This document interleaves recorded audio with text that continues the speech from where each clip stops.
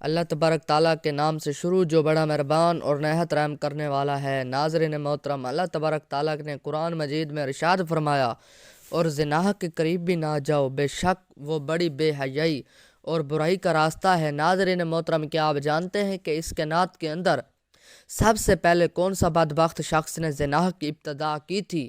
پیارے دوستوں، آج کی اس ویڈیو کے اندر ہم اسی شخص کے بارے میں جانیں گے، لہٰذا آپ سے ہماری گزارش ہے کہ آپ ہمارے اس ویڈیو کے اینڈ تک ملاحظہ فرمائیں۔ پیارے دوستو، جب حضرت آدم علیہ السلام اور حضرت حوا علیہ السلام نے اللہ تبارک تعالیٰ کے حکم کی نافرمانی کرتے ہوئے شجرہ ممنوع کا پھل کھایا، تو اللہ تبارک تعالیٰ نے حضرت آدم اور حضرت حوا علیہ السلام کو زمین پر اتار دیا، اور پھر اللہ تبارک تعالیٰ کے حکم سے حضرت آدم اور حضرت حوا علیہ السلام کے ہاں اولاد پیدا ہوئی۔ بعض روایت کے مطابق حضرت حوا علیہ السلام کو 20 حمل ٹھرائے،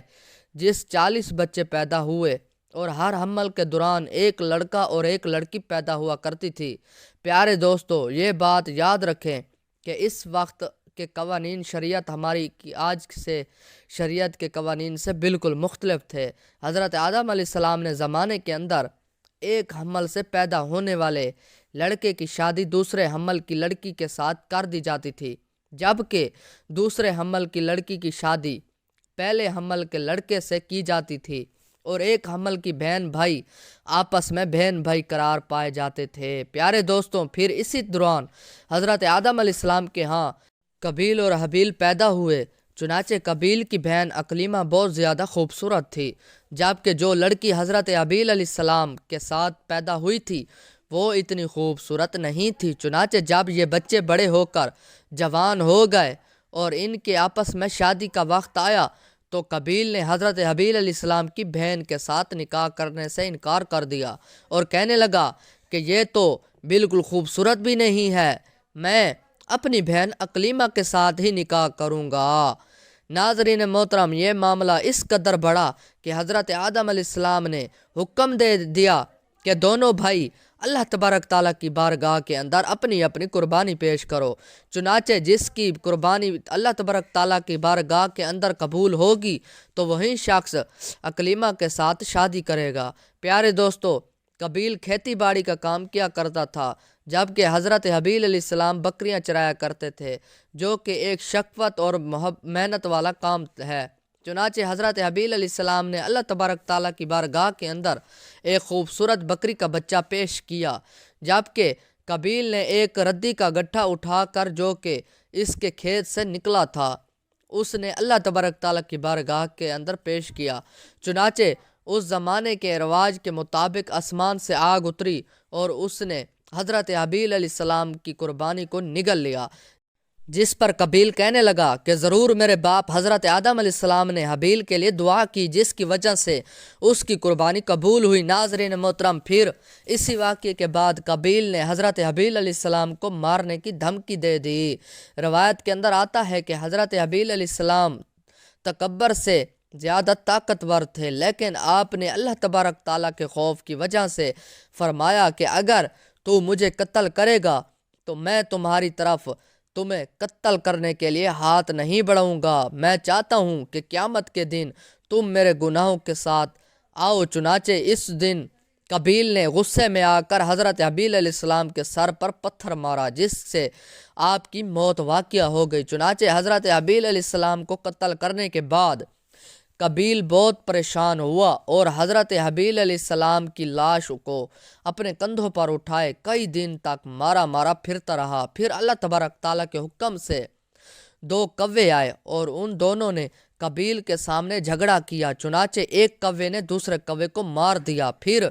اس نے زمین خریدی، دوسروں کوے کو اس کے اندر ڈال کر اس کے اوپر مٹی ڈال دی۔ چنانچہ قابیل نے جب کوے کو دیکھا تو افسوس کرنے لگا کہ میں نے اپنے بھائی کی لاش کو بھی نہ چھپا سکا۔ چنانچہ پھر اس نے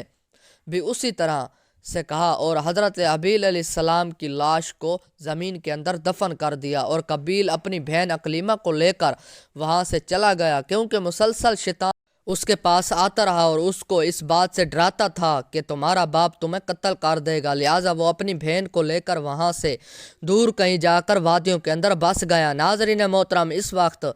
واقعے کے بعد حضرت آدم علیہ السلام بہت زیادہ مغلوم رہا کرتے تھے، اور آپ اللہ تبارک تعالیٰ سے دعا کیا کرتے تھے کہ یا اللہ تبارک تعالیٰ مجھے وارث عطا فرما۔ چنانچہ اسی دوران آپ کو حضرت شیش علیہ السلام کی بشارت ملی۔ چنانچہ حضرت شیش علیہ السلام جیسے پیدا ہوئے تو حضرت آدم علیہ السلام نے بچپن ہی سے ان کی تربیت پر خاص توجہ دی اور حضرت شیش علیہ السلام کو تمام معلومات سے آگاہ کیا۔ چنانچہ جب حضرت شیش علیہ السلام جوان ہوئے تو حضرت آدم علیہ السلام نے اپنے بعد ان کو مومنین کا خلیفہ مقرر کیا اور انہیں اس بات کا حکم دیا کہ وہ اپنے بھائی قابیل اور ان کی اولاد سے دور رہیں اور مومنین اس جماعت کو بھی ان سے دور رکھیں۔ چنانچہ پھر اسی کے بعد حضرت آدم علیہ السلام کی وصال کا وقت قریب آیا تو حضرت آدم علیہ السلام کی یہی وصیت کرتے ہوئے اس دنیا سے کوچ فرما گئے۔ چنانچہ اللہ تبارک تعالیٰ کے مقدس فرشتے نازل ہوئے اور انہوں نے حضرت شیش علیہ السلام کو حضرت آدم علیہ السلام کو دفن کرنے کا طریقہ بیان کیا۔ چنانچہ حضرت شیش علیہ السلام نے اسی طرح سے کہا۔ پھر اس کا کچھ عرصے کے بعد آپ کی ولادت حضرت حوا علیہ السلام کا بھی اس دنیا سے انتقال ہو گیا۔ ناظرین محترم، اس واقعے کے بعد زنا کی ابتدا ہوئی۔ اس کے بارے میں بنی اسرائیل کی روایت کے اندر ہمیں یہ ملتا ہے کہ قابیل اور اس کی آل و اولاد ایک وادی کے اندر رہا کرتے تھے۔ چنانچہ ایک دن شیطان ان کے پاس ایک غلام کی صورت میں آیا اور ایک شخص کے ہاں جرات پر کام کرنے لگا۔ چنانچہ تھوڑا عرصہ گزرنے کے بعد اچانک وہ غلام عجیب و غریب کام کرنے لگا اور طرح طرح کے اور نئے نئے لباس تیار کرنے لگا اور ان کو مزمیرہ اور گانے باجے کی لت بھی بنا کر دکھانے لگا اور ان کو ایسی آوازیں سنائی اور ان کو لت پر جو انہوں نے آج سے پہلے کبھی نہ سنی تھی۔ چنانچہ وہ لوگ جو پہلے ہی حق سے دور تھے وہ اور فاسق فجور کے اندر مبتلا ہو گئے اور انہوں نے اپنا ایک دن عید کا مقررہ کیا جس کے اندر ان کی تمام عورتیں بیرینہ لباس پہن کر اور زمانہ جاہلیت کی عورتوں کی طرح نماریہ لباس پہن کرتی تھیں اور مردوں سے اختلافات کیا کرتی تھیں۔ پیارے دوستو، حضرت شیش علیہ السلام کے ساتھ رہنے والے مومنین دور ہی سے ان کے گانے بجانے باجوں اور مزمیرہ کی آوازیں سنا کرتے تھے۔ چنانچہ ایک دن ان میں سے ایک شخص کے دل کے اندر خیال آیا کہ کیوں نہ میں جا کر دیکھوں کہ آخر یہ کیا معاملہ ہے۔ چنانچہ اس شخص نے چوری چھپ کے وہاں سے ہجرت کی اور عید کے دن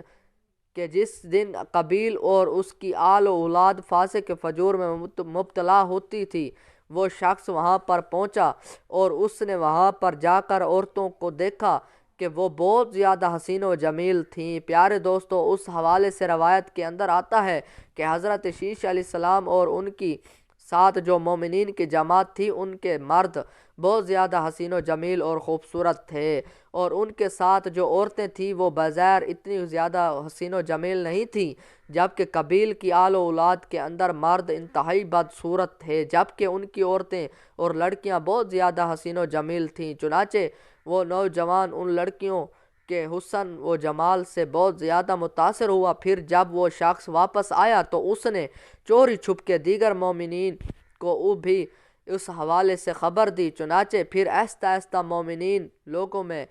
سے بعض کمزور ایمان والے وہاں سے ہجرت کرنے لگے اور ہجرت کر کے قابیل کی اولاد کے اندر جا کر وہاں پر ان کی عورتوں کے فتنے کے اندر مبتلا ہو گئے اور یوں ہی فاسق فجور کرنے لگے اور آپس کے اندر زنا کاریاں کرنے لگے، جس سے زنا جیسے کبیرہ گناہ کی ابتدا ہوئی۔ ناظرین محترم، روایت کے اندر آتا ہے کہ حضرت شیش علیہ السلام کے ساتھ رہنے والے مومنین کی تعداد بہت کم ہو گئی تھی جبکہ قابیل کا گروہ بہت زیادہ طاقتور ہو چکا تھا۔ چنانچہ وہ اپنی بستیوں کے اندر بھی فتنہ فساد پھیلاتے اور اپنی بستیوں سے باہر نکل کر حضرت شیش علیہ السلام کے ساتھ رہنے والے مومنین کو قتل کرتے اور ان کو طرح طرح کی تکلیفیں اور ایذا دیا کرتے تھے۔ ناظرین محترم، یہ تمام روایت بنی اسرائیل سے لے گئی ہے جس کے